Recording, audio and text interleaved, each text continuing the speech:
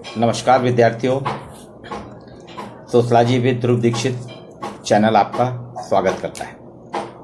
आज 24 जून जबलपुर के लिए एक विशेष दिन है। हाँ, रानी दुर्गावती जो जबलपुर की महारानी कहलाती जबलपुर की महारानी थी। गोंडवाना राज्य है, ये गोंडवाना राज्य की महारानी थी। उनका बलिदान दिवस के रूप में जाना जाता है। एकमात्र रानी दुर्गावती ऐसी हैं जिनको वीरांगना के नाम से जाना जाता है। रानी दुर्गावती महोबा के चंदेल राजा सालवाहन की पुत्री थी। चंदेल राजा सालवाहन की पुत्री थी। 5 अक्टूबर 1524 में बांदा के पास महोबा, अब महोबा एक जिला हो गया, पहले बांदा जिले में आता था। महोबा में कलिंजर में इनका जन्म हुआ था। 5 अक्टूबर दुर्गा अष्टमी थी, तो दुर्गा अष्टमी के कारण इनका नाम रखा गया दुर्गावती। और वास्तव में जैसा इनका नाम रखा गया और नवरात्रि में इनका जन्म होने के कारण वास्तव में कहा जाए रानी दुर्गावती साक्षात दुर्गावती ही थी। 24 जून 1564 को जबलपुर से मंडला जाते हुए जबलपुर जिले के पास 20 किलोमीटर की दूरी पे एक बारहा गांव है। गौर नदी के पास बारहा गांव के पास में एक नाला है, नर्रई नाला में ये बुरी तरह से घायल हो चुकी थी युद्ध में, अकबर के असफ खान के साथ लड़ाई में। तो मुगल शासकों के पकड़ में ना आए, इनने खुद ही अपनी कटार भोंक के अपना जीवन समाप्त कर लिया था। वहाँ नर्रई नाला में इनकी समाधि बनी हुई है, जिसमें हर साल 24 जून को बृहद आयोजन होता है। सभी गौड़ लोग आके वहाँ उस आराध्य स्थल पे पूजा अर्चना करते हैं। ये रानी दुर्गावती का संक्षिप्त इतिहास है। इनका विवाह हुआ था गौड़ राजा दलपत शाह से। इनका विवाह हुआ और विवाह के 5 साल बाद ही अकस्मात दलपत शाह जी की मृत्यु हो गई। 1542 में विवाह हुआ था और मृत्यु। अब इनके बड़ा संकट था।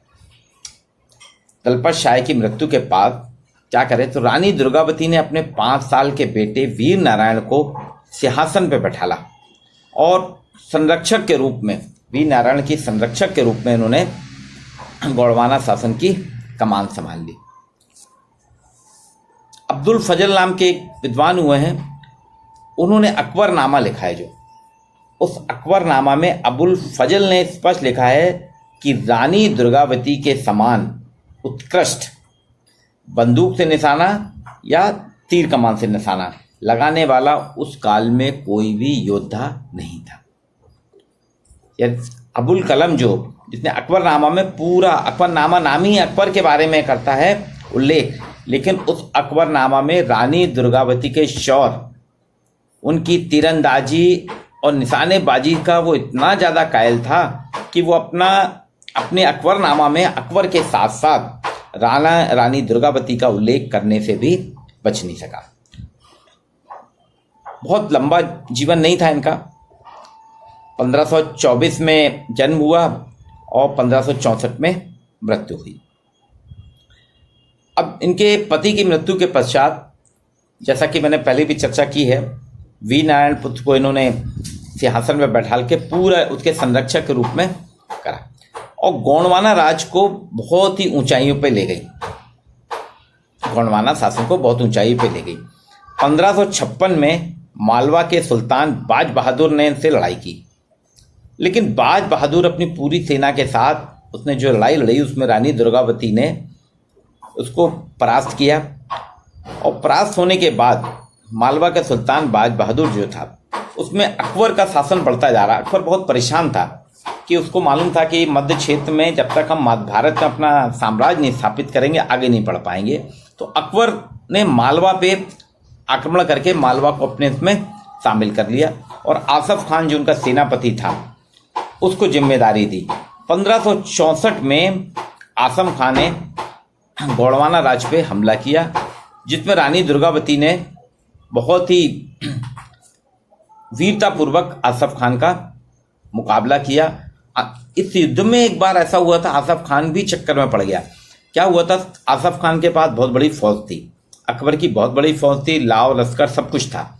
दुर्गावती के पास सीमित संसाधन और सीमित सैनिक थे। दुर्गावती ने अपनी फौज में से 60% अपने साथ रखा लड़ाई में, आसफ खान से लड़ाई रखी, और 40% को आसपास के जंगली क्षेत्र में छुपा दिया और कहा कि जब हम लोगों की स्थिति अगर कमज़ोर होती है तो आप लोग इन पर अटैक कर देना। और ठीक वही हुआ। दुर्गावती ने मोर्चा संभाला, धीरे धीरे लड़ाई लंबी होती गई और धीरे धीरे क्या है, दुर्गावती के सैनिक मरने लगे, युद्ध में शहीद होने लगे, मरना नहीं कहना चाहिए, शहीद होने लगे। और जैसे ही जंगलों में छिपे सैनिकों को इसका आभास हुआ, वो एकदम से उनके ऊपर टूट पड़े और ये उसके इतनी ज़्यादा सेना और पूरे संसाधनों के बावजूद आसफ खान को वापस लौटना पड़ा। इससे आसफ खान तो अपमानित हुआ, साथ ही साथ अकबर भी अपमानित हुआ। और इस युद्ध के बाद 3 बार लगातार समय में थोड़े थोड़े समय के अंतराल से आसफ खान ने अटैक किया। आखिरी जो युद्ध था 1564 के समय, जो आखिरी युद्ध चल रहा था, इस युद्ध में रानी दुर्गावती के पास धीरे धीरे सामग्री खत्म हो रही थी, सैनिक शहीद हो रहे थे। रानी के भी आंख में तीर लग गया था, हाथ पैर उनके छिद्रित हो चुके थे।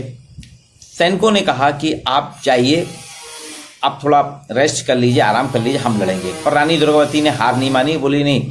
वो लड़ती रही और 300 सैनिक बचे थे।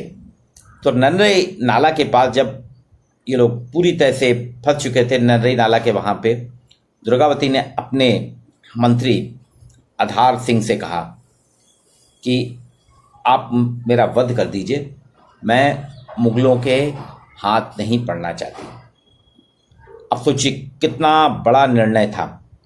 आधार सिंह ने रानी के पैर पकड़ लिए, बोले आप हमारी मालिक हैं, मैं ये नहीं कर सकता, मुझे क्षमा कीजिए। तो इसमें रानी ने देखा कि कुछ हो नहीं सकता है, तो उन्होंने वो कटार खुद ही अपने सीने पे घोंप ली। और वो 24 जून का दिन था जिसकी मैं आज चर्चा कर रहा हूँ। 24 जून 1564 को रानी का निधन हुआ और शहीद हुई रानी।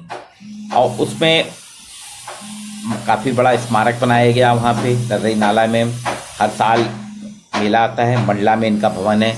जबलपुर में मदन महल का किला दलपत शाह के नाम से है, जो कि एक रॉक बैलेंस के रूप में भी जाना जाता है। यहाँ से सुरंग भी थी जो अभी बंद है। वो सुरंग जबलपुर से मंडला तक जाती थी। रानी दुर्गावती खाली युद्ध कौशल में नहीं थी, वो एक बहुत अच्छी प्रशासक भी थी। जबलपुर में 56 तालाब बनाए थे। जल प्रबंधन, आप सोच सकते हैं 1564 15वीं शताब्दी में जल प्रबंधन, जबकि जल की कोई समस्या नहीं थी। आज तो जल संकट है ना। उस समय रानी दुर्गावती ने जल प्रबंधन के लिए, वाटर मैनेजमेंट के लिए, जब कोई भी विश्व में किसी ने नहीं सोचा था, रानी दुर्गावती ने वाटर मैनेजमेंट के लिए जबलपुर शहर में 55 तालाब, कुछ कहते हैं 52 तालाब या कुछ 55, लेकिन अभी देखा जाए तो मुश्किल से 10-12 तालाब बचे हैं। यहाँ पे सभी बड़ी बड़ी बिल्डिंगें बन गई हैं, है ना, स्टेडियम बन गया है। ये तालाब बनाए थे। और रानी ताल, जहाँ स्टेडियम बन गया है, उसका नाम रानी दुर्गावती के नाम पर ही रानी ताल तालाब पड़ा।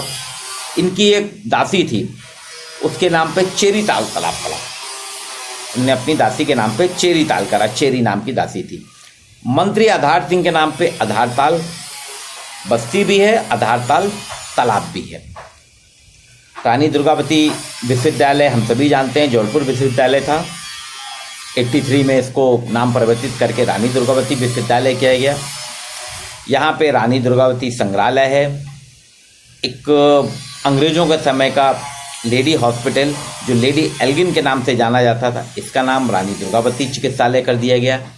कई धरोहर जिसको रानी दुर्गावती के नाम से जानी जाती हैं, जो उनके शौर्य को प्रदर्शित करती हैं। यहाँ पे रानी दुर्गावती का एक पराक्रम ही था कि जिसके कारण गोंडवाना राज सबसे ज़्यादा बुलंदियों में पहुँचा और अकबर भी गौड़ शासक से रानी दुर्गावती से घबराता था। आज उनका बलिदान दिवस है।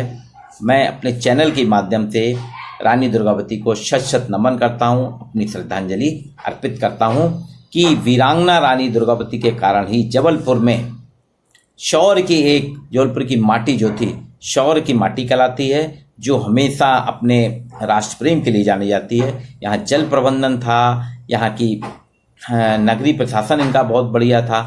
इस सारी चीज़ों के लिए रानी दुर्गावती के लिए जबलपुर जाना जाता है। आप कभी भी जबलपुर आएँ और नर्मदा नाला में रानी दुर्गावती के समाधि स्थल पे अवश्य जाएं। और मैं अंत में रानी दुर्गावती को अपने श्रद्धा सुमन अर्पित करता हूं कि ऐसे ही रानी दुर्गावती के कारण हमारा देश स्थापित हुआ, गोंडवाना राज्य स्थापित हुआ, और जबलपुर में जो पानी का संकट नहीं है वो कहीं ना कहीं दुर्गावती की देन है।